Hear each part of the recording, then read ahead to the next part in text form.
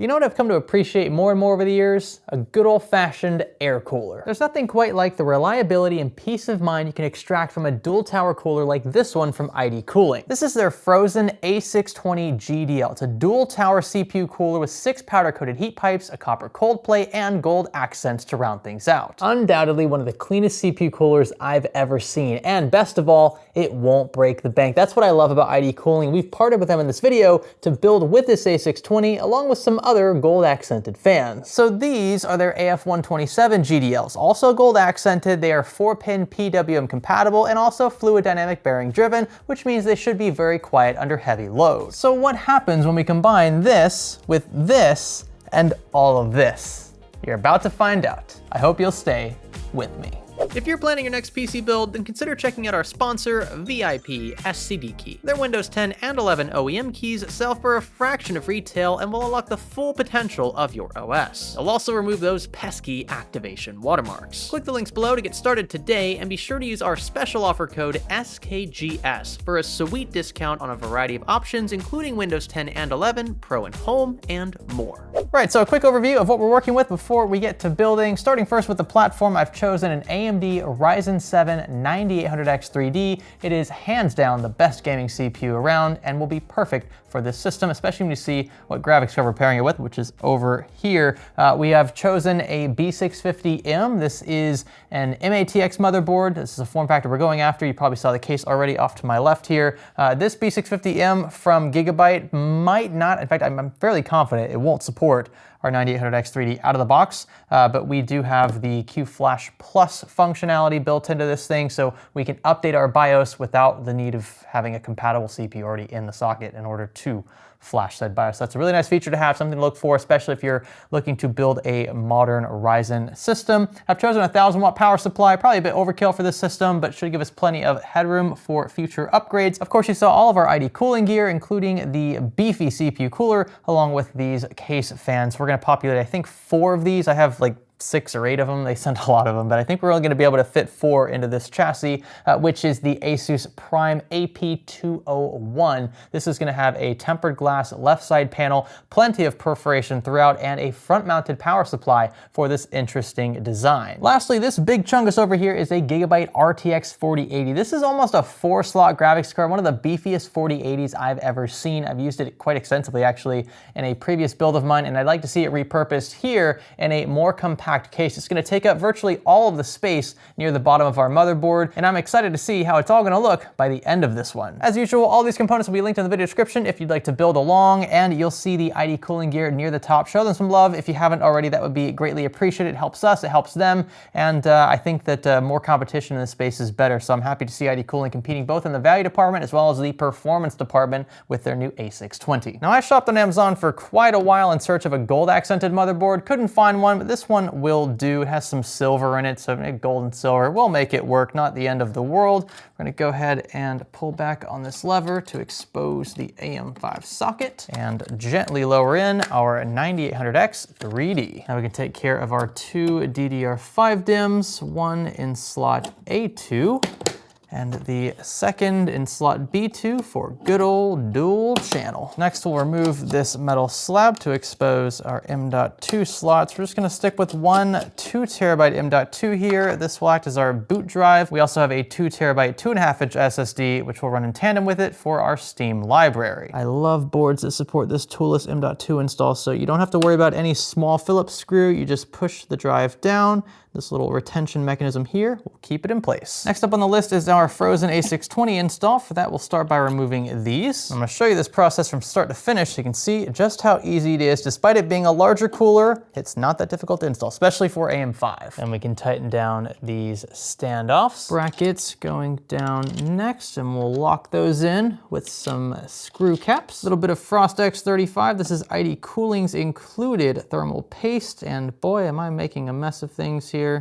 Maybe, yeah, maybe don't make it look that way. And down goes the cooler, folks. It is that simple. This platform is looking pretty freaking sweet, and we've only just started. That is what the Germans call guten tight. And lastly, we'll slide on these fans. We'll start with the outermost one first, And we have plenty of RAM clearance below. That's why I chose these Kingston drives. And check this out. Such a cool looking platform. I really dig the CPU cooler. It is chef's kiss, and I am deeply regretting not being able to find a gold accented motherboard. That would look so, so nice here. But we have something to make up for it, which I'll reveal a tad later in the video. Easy does it then. You know, I actually didn't check clearances before this. I think though, this will fit. Oh yeah. It'll just barely fit in this case. Okay, whew.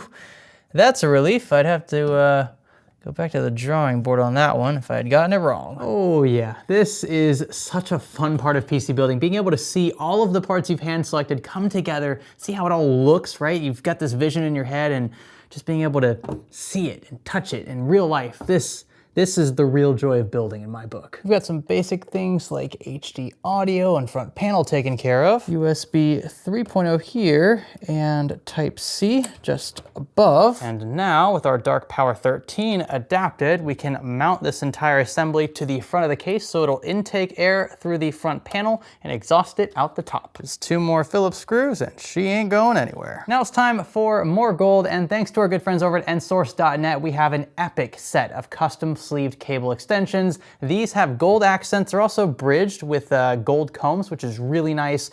This overall is just, I think, going to be the icing on the cake and to really tie in the CPU cooler as well as our ID cooling fans. I also want to mention, I noticed Kyle over at Bitwit used a very similar kit from Joey. It's kind of funny that we both reached out to nsource.net at the same time. We didn't know that we were doing this. We knew that we were both working with the ID cooling gear for these videos, but we didn't tell each other that we were reaching out to nsource.net. So kind of a cool coincidence that we both went straight to Joey. That was like our go-to for cable extension. So if you need some cable extensions or full-on sleeved cable kits compatible with your power supply of choice, be sure to check out nsource.net. I'm gonna have them linked below. Show them some love. They definitely showed us some love, and I'm excited to get these in the rig. Now we can get some of these AF127s in the chassis. We can easily work these in. It's also quite nice that the AF127 model includes a daisy chain at the end of each cable strand. So if you wanted to connect multiples of these together, which we'll definitely do in this build, it'll save you some fan hub space. It takes some time to cable manage a bit. Now this is not Joey's fault. nSource would have done anything that I asked. They have a great configurator on their website. So if I really wanted to set things up specifically for this build, I could have,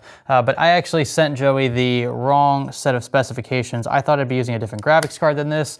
I also thought I'd be using a different motherboard than this. So that's why I have extra 8 pins for both the CPU and the graphics card, which involves a 12-volt high power cable that he didn't send because I didn't tell him I was using one of those. I thought I was using a different card.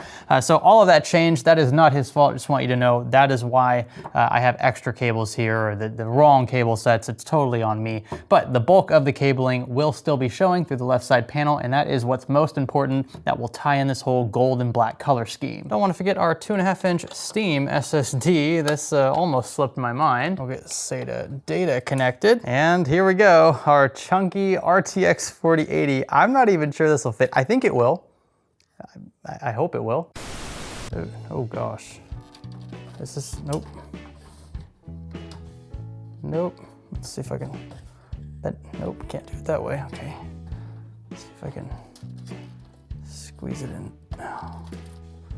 This way? Nope. Gonna remove this panel. It is definitely needed. And in we go. Will it just clear the power supply? Come on, clear the power supply. It's like it'll fit. It just like literally a millimeter. Okay. All right, let's try something else. A few moments later. So the card is a tad bit too long, or if you look at it this way, the power supply is a tad too long. Because if it was shorter, then it wouldn't be interfering with this graphics card, especially sitting where it is. I think I'm gonna swap power supplies because I really want this graphics card to work. How about a Be Quiet Pure Power 12M? Still 1,000 watts and it's 80+ gold certified, which I know doesn't really matter aesthetically, but it's gold, so it's fitting. This is for all the marbles, and it actually fits. Oh, just barely. Wow.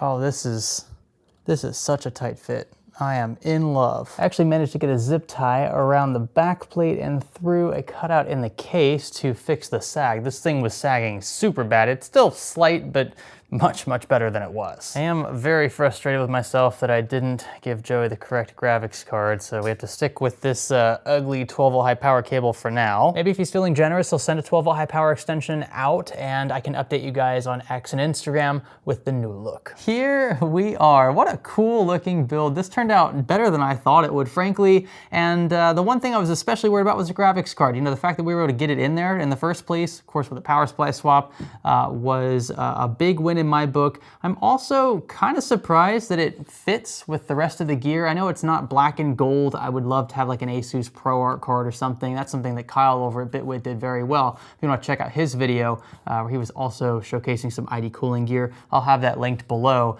So we didn't have a card like that, unfortunately, but there are some copper accents and things in this 4080 that sort of kind of match the gold aesthetic with our ID cooling gear. But overall, this case is just fully filled to the brim. I love that. I love how beefy, how chunky our frozen cooler is from ID Cooling, and I love the gold fans and gold cables from nsource.net to round things out. I suppose then we should try powering it on. I hope it powers on. If I can find the power button. Where's the power button? Is that this thing? I'm pushing a USB port right now. Ah, that's the power button. Very nice. All of our fans are spinning. And as I mentioned earlier, I'm expecting with this hardware combo to have to update the BIOS in order to get a post. Although, surprisingly, it sounds like it's posted. Oh, would you look at that? We got a post, folks. That is that's a bit shocking. I don't know, maybe all B650 boards natively support Ryzen 9000. I don't know. I didn't think so. At least that hasn't historically been the case, but that is a big win. So we don't have to QFlash plus the BIOS, and we can boot right into Windows. Wow, so check this out. I wanted to take the mic off just to give you a preview into how quiet the system is at idle.